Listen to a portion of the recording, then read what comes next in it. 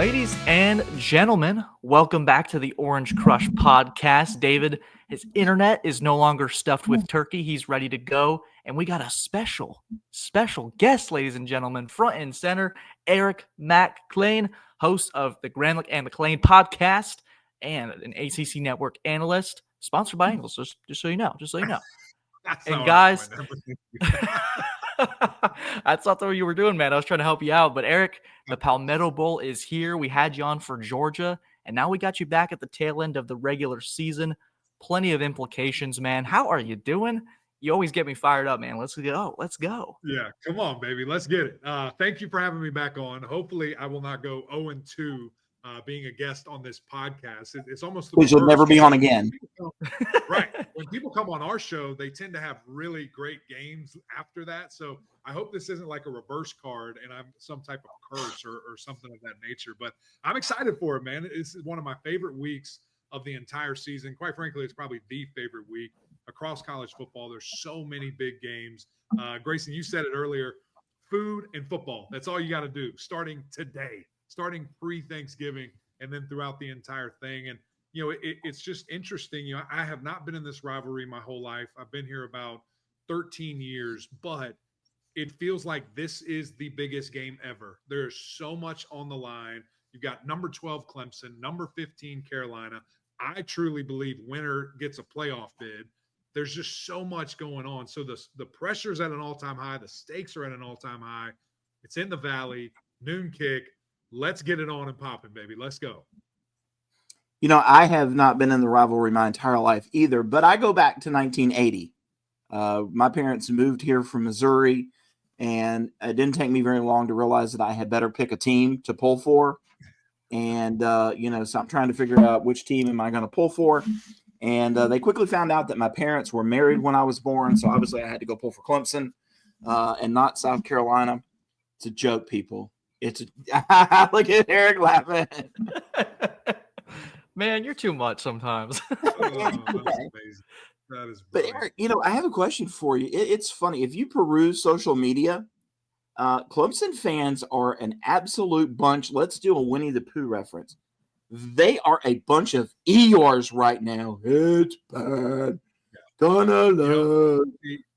The thing that I think about that is it has to be a lot of chickens that made fake Clemson accounts. Like, there's no way that there's this many scared Clemson fans out there. Because honestly, it pisses me off, to be quite honest. Because there's some bigger accounts too that are tweeting all this stuff. And I'm like, if you're scared, go to church. Come to Death Valley if you're ready to cheer and ready to win, okay? That's who we need there. We don't need a bunch of timid crybabies there. I need savage fans in attendance that are going to help this team win. I'm with you. It's honestly, it is annoying to see on my Twitter feed. It's frustrating.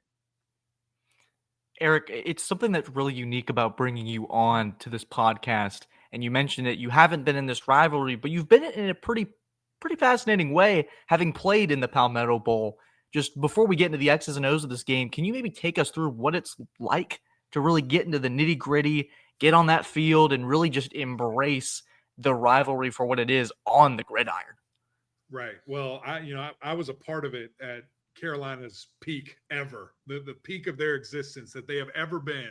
I was in the middle of that. Great for me. Awesome. So, I got to see some really good teams from them. And, man, they beat us down. It was just our kryptonite for that 5-year stretch where, we couldn't do anything.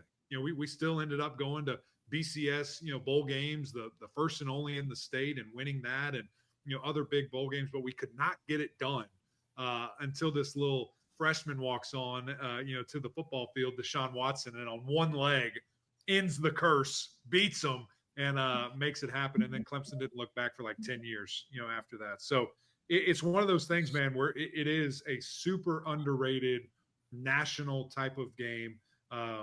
What it means to this state. I love it. I live in Columbia right now, which is hilarious. So I deal with all kinds of Gamecocks everywhere. And, it's funny too, because I love Shane Beamer, and I will never forget when Shane Beamer was at Oklahoma and he took this job. I texted him and was like, what the heck are you doing? Why are you taking this job? I cannot cheer for you. I cannot pull for you. And, he goes on with his reasons. So it's really weird how I do love that man and think he's a great coach, and I just hate where he is. So there's a lot of passion, and there's a lot of angst, and there's a lot of I don't like you and you don't like me, and that's okay. But again, ultimately, I'm going to be kind of big picture. This is great for the state. The fact that this game is so relevant, so big time, and both these programs, right now as it stands, in a really good spot. I think that's fantastic for the state. David, we really have been talking about this for the last week or so, just about the stakes of this game, as you alluded to, Eric. I would love to maybe do, because he and I, David, we hop on this podcast weekly. We talk about the teams, we talk about the matchups, but we get to really bring you back and talk from the beginning to right now, the end of the regular season. Just maybe in your perspective, how has the season gone in your eyes for Clemson? They have a shot to go 10-2 with the win over South Carolina. There's just a lot riding on this, but we haven't seen you since August. So, Eric, bring us for what you've seen from this Tiger team. Yeah, it's interesting, man, right? Because you have a team that I would say that, and it's hard to say this too, because they are 9-2 and they have the potential to be 10-2, and who knows what else after that. But it just feels like inconsistent is the best word, for the entire team. Just where you see there's flashes where this offense looks like it could be the best in the country. There's flashes where that disappears and you average 1 yard a rush.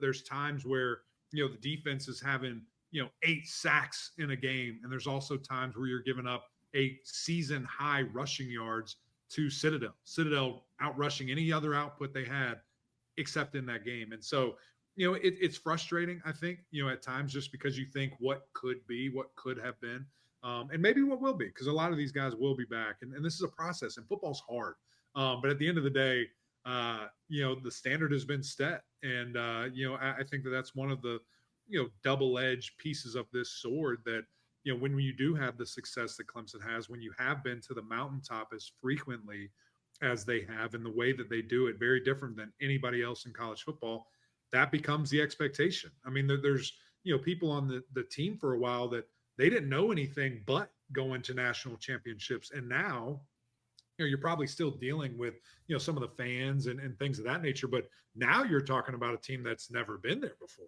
I don't think there's anybody on the roster that has been to a college football playoff. So it's interesting how, you get back to that and what are the things that you can do it.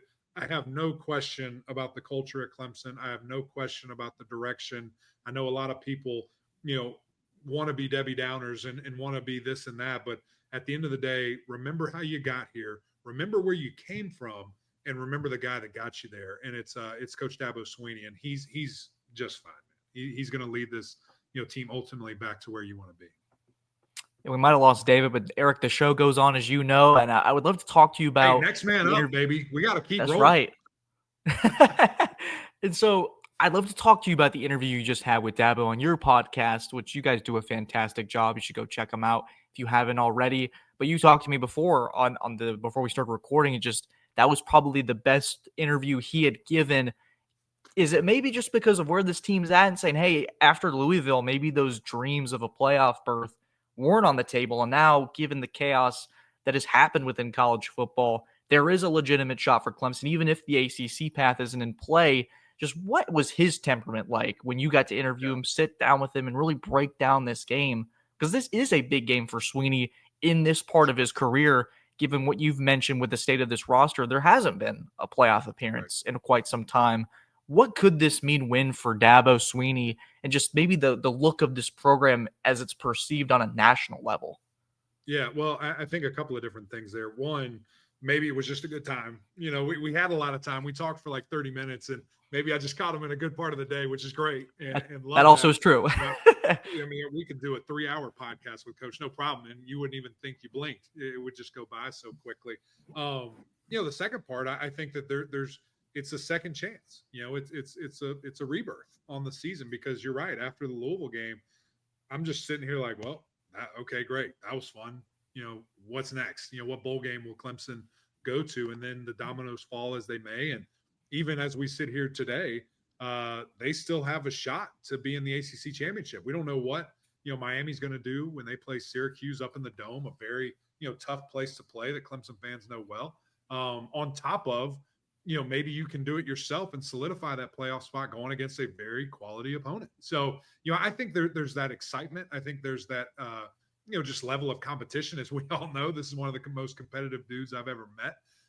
And I think he's excited about this opportunity, excited for his team. So he seems jacked up, man. Obviously gives them all the credit in the world, which, I will do from time to time. It's hard to give those guys credit, but they are a very good football team. And he knows that. He knows what it's going to take.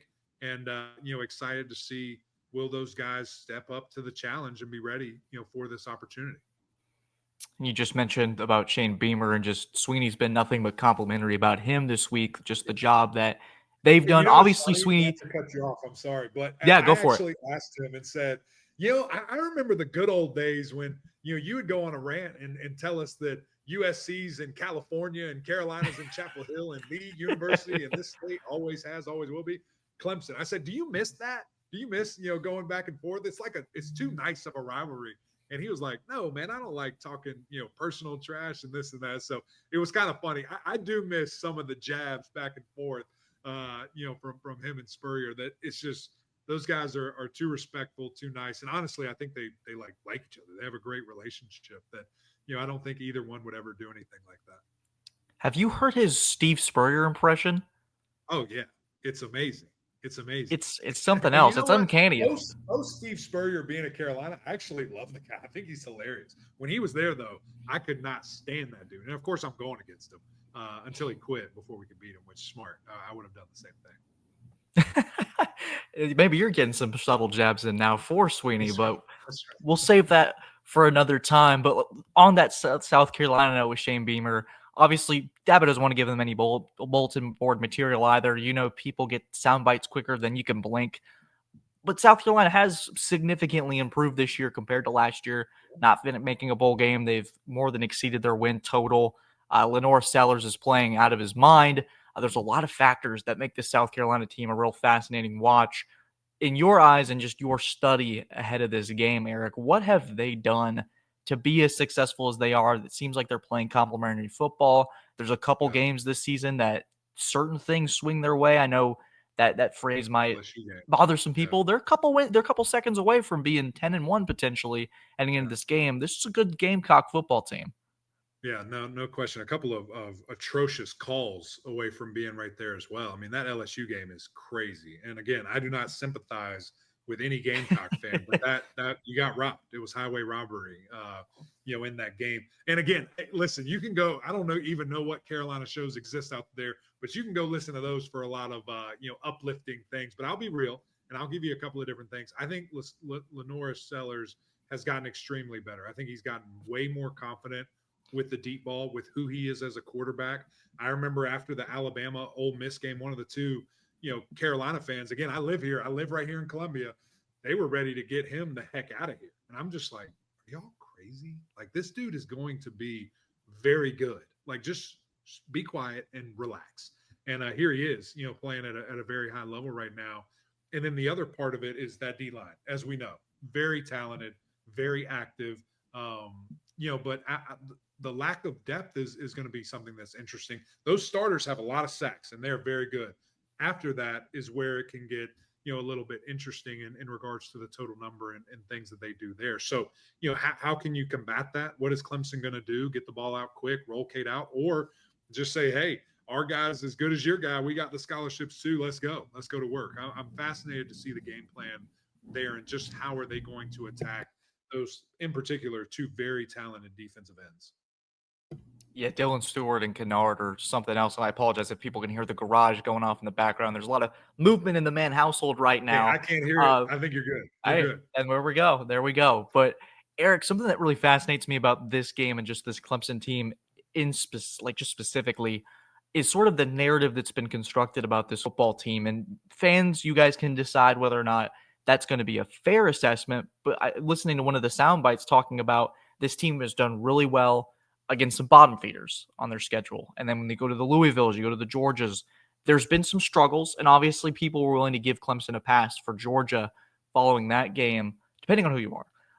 But entering this game with South Carolina, there's going to be sort of maybe not a referendum on what this team is this year, but let's just talk about what a win could do for that, I guess, for the conversation. Because obviously you and I both believe Clemson, if they win, they should be in. I've made that statement very public. Just what do you feel about that narrative that's been constructed about the Tigers and just maybe the ACC as a whole? I know I want to get to the ACC race with you in a minute here, but what do you just feel about the narrative that's been constructed overall about Clemson in this particular stretch?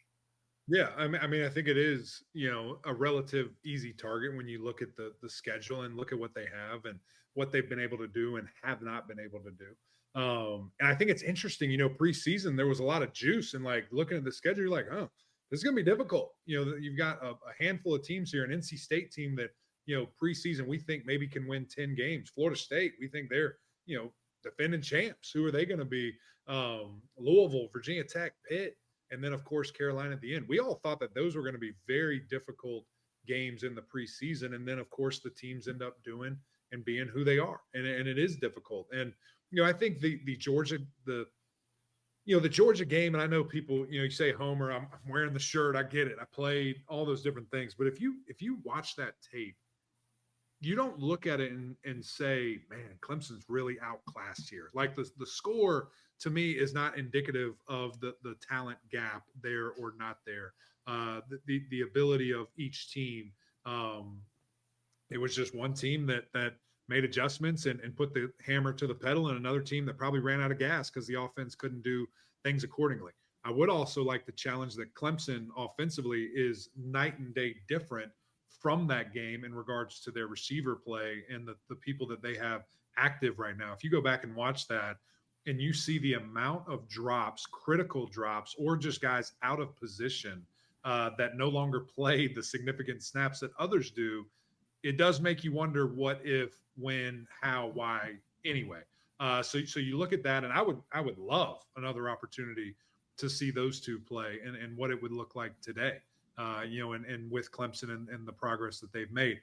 I get the Louisville. I get how easy it is to say because they lost to those guys, because they were, I believe, ranked at the time when they played. And, it's one of those things where that was a horrific day for Clemson. Like they could not get out of their own way. They couldn't make it happen.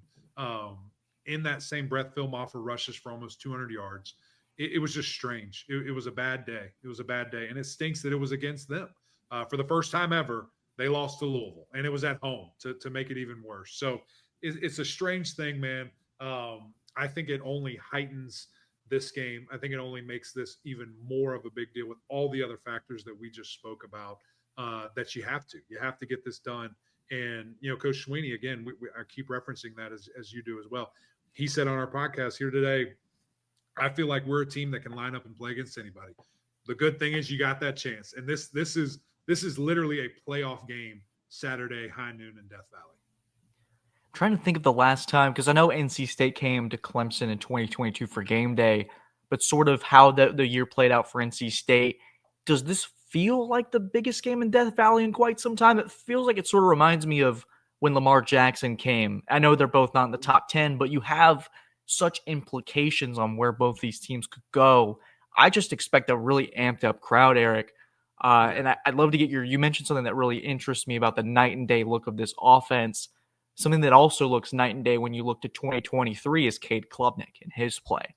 And something that really has fascinated me is it's these benchmarks that he's had to meet of, okay, how does he play on the road? Or how does he look with this? How does he look with that? How does he do in this situation?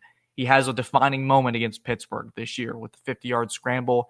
And something he talked about today was just the mindset and just everything that he's done. He's been so meticulous with his process. Eric, what have you seen from two and just what he's been able to do? It feels like when he plays like a superhero, like you saw against Pittsburgh, you have a shot. And I think on Saturday, you're going to need that from him and a lot more.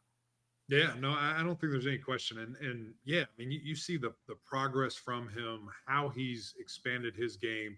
To me, really, it's just the pocket presence. I mean, that's been the biggest thing for me, knowing when to run versus when to just subtly move. I mean, we did a breakdown tape of him versus Pittsburgh, and the subtle shift to the left, avoid contact, deliver a strike over three dudes' heads. I mean, that was like the picture perfect this is how this guy got better. This is what we've seen from him, the direct correlation, how he's been able to do it. And for it to kind of go out there and be how it was, you just love to see that. You love to see the ability and the growth there. I think the deep ball has shown improvement. Still would like to see a little bit more, kind of from that and see him be able to take maybe another step, just with the accuracy and getting it done and getting the ball at a higher clip there. But I think that is dramatically better and it has improved there. So certainly he's got to show up and show out. And listen, this defense, here's me, going and celebrating these guys again. This defense for USC is very good. And, they've been terrific in pass defense as well. I'm not sure if they've given up 300 yards to a quarterback through the air. How much can Cade Klubnik put this game on his shoulders if it comes down to that and be that guy? How much can he change the game with his arm, make the big plays, make the clutch throws, score touchdowns? Because in a game like this, we talk about it all the time. And a lot of the times it is SEC teams or really good ACC or Big Ten teams. But wide open goes from, this to here. Like this is wide open in these type of games. And can you throw into those windows accurately? We will see. And I think that's going to be really fun to see. Is he ready for this challenge? Eric, one more question about the Palmetto Bowl before we get into a couple quick ACC big picture stuff on that front. But I'm going to give you the opportunity here to lay it all out prediction-wise for the Palmetto Bowl. Who do you have and why? And maybe do you have an X factor or two? I know we just talked about Klubnik, but just how do you see Saturday playing out? What should Tiger fans expect from you in terms of your thoughts? Yeah, obviously I'm picking Clemson to win. There's now the Georgia game. I thought they could, but I knew it would take a superhuman effort. So I picked against Clemson there. But I think that when you look at this and when you see this, how good of a player do we think Cade is? I think he's going to be the best player on the field. I think that he can take the steps, really necessary to, make things happen for his team and to get it going and, to be ready to, take that next moment to solidify, hey, I'm that guy. I am a Heisman finalist. I should be in New York when you look at my numbers and you compare them, to others that might be there. So, how much is he ready to do that is I think going to be really key. Score wise, I mean, it's one of those things where we were joking about earlier, but the money has gone back to Clemson a little bit. It's been hanging out at 2.5 for a long time. Now it's up to 3 in favor of the Tigers. And so what are they going to be able to do? How are they going to be able to execute at a high level? This is a defense that gives up less than 100 yards a game, right at 200 yards a game for the Gamecocks. How can you exploit that and really make something happen for yourself? Do you have a final score prediction for us on this podcast? We're getting the exclusive from Mr. Eric Mac Lain. Yeah, that's a good question. Let's see. Let me find the over-under real quick. Let's see if we can stay within that and try to really give you guys an educated guess here. I think it's low. I think it's like 42 maybe. Only the best for this podcast, 49, ladies and gentlemen. 49. I'm going to go under. Okay. And let's go like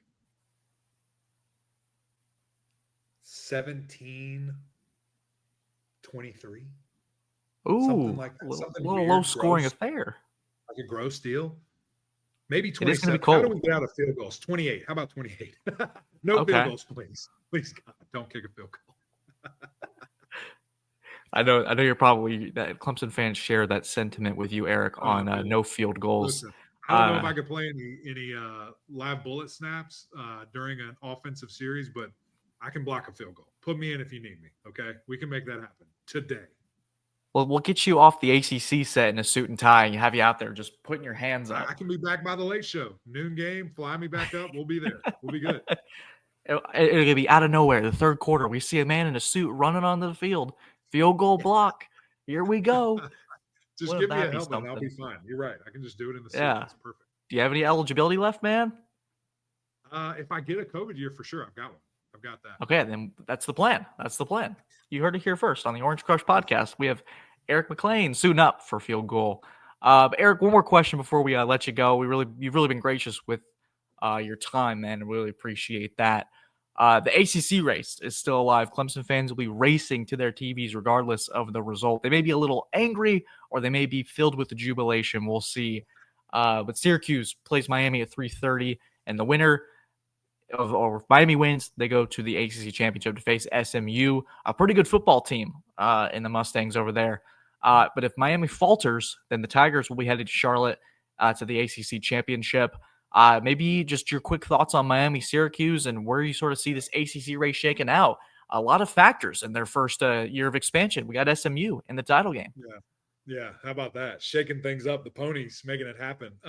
It's really interesting, and I'll kind of lay this out from a fan perspective first. I think where Clemson landed in these recent rankings, it almost makes you feel like if you beat South Carolina, I might want to sit out the ACC championship game. I might not want any piece of that action and just assume that we're getting in there and other pieces maybe fall and not have to play that extra game, like Alabama did a handful of years ago. And maybe Ohio State was another one of those teams that got, kind of that benefit of not having to play in a conference championship game. So I think Clemson would be fine with that and maybe be excited with having a bye there, to get it. Now, if you lose, you're praying on your knees, please get us in. Let us control our own destiny. Let us play these guys. So that just from the Clemson point of view, I know you didn't really ask that. But when I look at this game, between Miami, between Syracuse, it's going to be tight. I think it's going to be interesting to see, who shows up. How do they show up? Is Cam Ward going to be the best player on the field? Like I think he can be. I think when the lights are super bright, when those things are shining, he's playing at his best. And there's a lot of pressure, on this game to get to that championship, because if not, this is probably the last time we see a lot of those guys wear that jersey. I can't imagine they're going to just be playing in some bowl game, some random bowl game. They're going to be training and looking forward to the next level. That's just where we are in this society now. So, I think that it's certainly the two best groups of receivers we probably have seen all year going against each other. Miami's, I think, is number one in the country. And then you look at Syracuse, they've got to be top 5 with the production and the ball players that they really have there. So it's going to be fascinating, man. I think ultimately Miami pulls it out. So Clemson, take care of your own business, worry about your house, and go to work. There you go. And there you have it. A good 27-ish minutes of Mr. Eric Mac Lain. You can check him out on the ACC Network on Saturday. If you're ready to give him a follow if you haven't already. Like, what are you doing, guys? This guy brings the energy. I always get hyped up when he's on at the podcast. We'll hopefully have him on very soon. Maybe a postseason preview, Eric. Maybe we'll have you back on pretty soon. We'll see.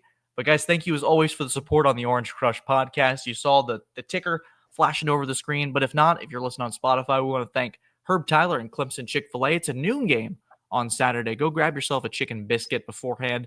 Those are pretty good. Just wanted to throw that out there. And we also want to thank Lisa Nason and Nason Accounting for her sponsorship. Eric, you have any final thoughts before we wrap up, man? It's going to be a heck of a Saturday. It is. It's going to be a lot of fun. Clemson fans, I need you to bring it. Clemson family, I need you to show up. And we need to make sure everybody knows game day, you should have came here. Night game, you should have showed off this environment. Prove that. Be loud. Be early, and bring that juice. You can affect the game.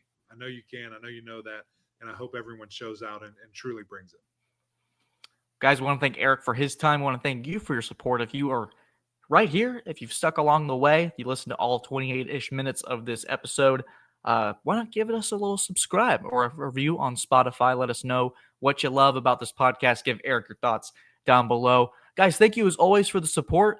Continue to throw it my way, or if you didn't like a thing I said, please let me know. Guys, thank you as always. Have a great day. Travel safe to the upstate. Take care.